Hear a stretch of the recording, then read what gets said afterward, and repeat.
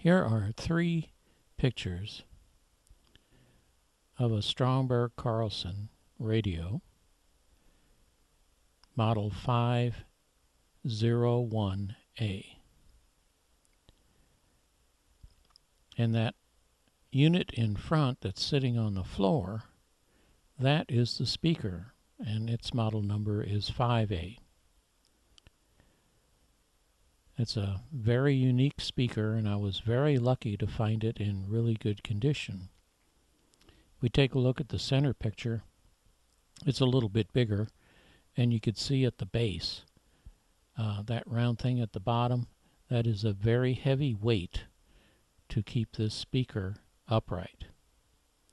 And on the right is the view from the back, and we'll be taking a closer look at that a little bit later. I had this radio shipped to me, and I believe the shipping weight was about 100 pounds, something like that. And you can see all the controls on the front. It's a massive radio, brass front. It's very pretty. Let's take a closer look at the front on the right side. In the lower right, that's an on and off switch. Then above that, they call it a voltage control. Well, it controls the filaments of 2 or 3 tubes inside the set. And then the going to the left, the next control over, the brass one with the arrow on it, that is a fine adjustment for the capacitor, tuning capacitor. And then the black knob to the left of that is the tuning knob that controls actually 2 tuning capacitors. And you can see the very fancy pointer and indicator. Then in the center is a meter for the 5-volt filament supply. The next knob over controls the tuning for the front end tuning capacitor, and it's a single tuning capacitor on this one. Still very ornate dial, very fancy for about 1926. And then on the other side of that tuner, that is the phono jack. And then to its left is an antenna switch. Then above that is another rheostat, and this one says volume control, but again it's controlling the filament of I think this time a single tube. Here's a closer look at that speaker. On the left, you've got a much larger view of that cone, and I believe the cone is made out of leather. I'm not really sure, but it sure does feel like leather. And then on the right is a back view of this, and notice that there's a rather long cord, and that's so you can take the speaker out into the room. Now here's a closer look at the driver for the speaker, and even a closer look. You can see that the patent date was 1918, and the model number of this is a 5A, made by Stromberg-Carlson Telephone Company. And here's the connections that go up to the radio, and at the top of this you can see the metal rod that connects the driver to the cone. Now we're going to take a look at the inside of this radio, starting with the sticker on the left. It shows very clearly how to hook up the batteries, and this setup is for a 501A or a 502A. But notice you can see the speaker that's supposed to go with this radio. It is that 5A cone speaker.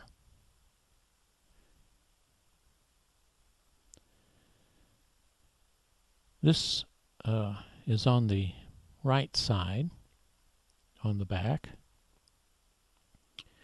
And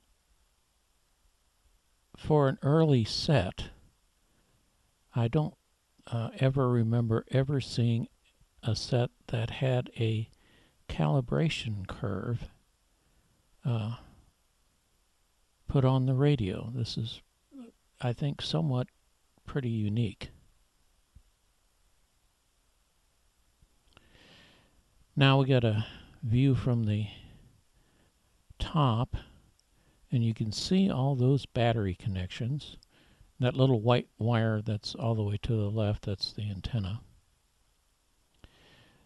And let's see, those black metal covers, those are covering RF coils, and for that day, about 1926, that was some pretty high-end technology there to cover the coils that also made the radio pretty stable. And you can see that they've got a metal plaque also about in the center of the picture. Here we'll take a closer look at it.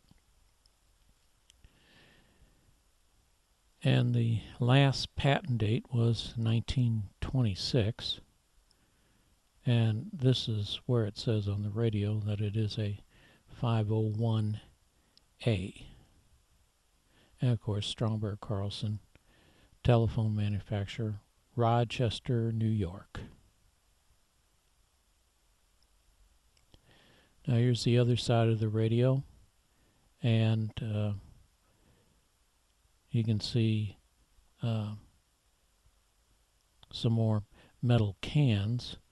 The one all the way to the right is the third one.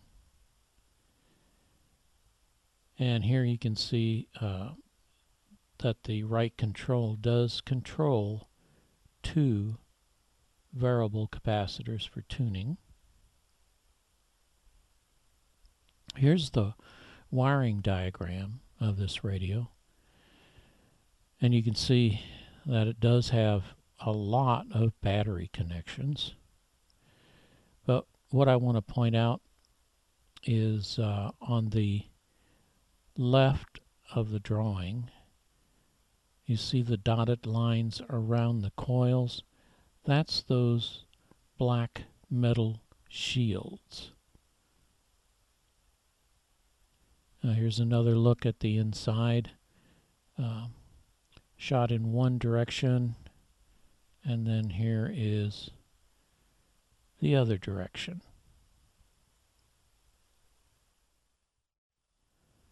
I also have period Stromberg-Carlson headphones, and here's a little bit closer look at these. You can see Stromberg-Carlson and made in USA. The model number is a little bit hard to read. I made another enlargement here, and it says number 2A. Now I do have the Stromberg-Carlson phono plug, but I couldn't find it. It's in the house somewhere. I'll locate it someday. And here's the other side of what those Stromberg-Carlson 2A headphones look like. Results on Wall Street today. The Dow Jones Industrial Average lost 31 points, closing at 11,062. The Nasdaq Composite rose 33 points, and the S&P 500 gained 2. At the Complete Investor, editor Stephen Lieb says investors are confident the Federal Reserve will make a move to boost the economy. I think Bernanke made it very, very clear this morning that Fed will engage in some form of quantitative easing, and the chairman of the Fed does. When it comes to profiting from their ordeal, none of them have spoken publicly at any length or given any dramatic detail. A daughter of one of the miners says the 33 have agreed to divide all of their earnings from movies, books, and interviews. I'm Bruce Farrell. You're listening to the Evening News. Thank you very much, Bruce. And coming up, WPTF all-day traffic and AccuWeather together in less than 2 minutes. And we'll also get an update on this weekend's football action around the ACC and the area, including that big NC State ECU game going on down in Greenville tomorrow from our sports director, Taylor Zarzer. That comes your way at 6:50. WPTF News time now, 6:06. Hello.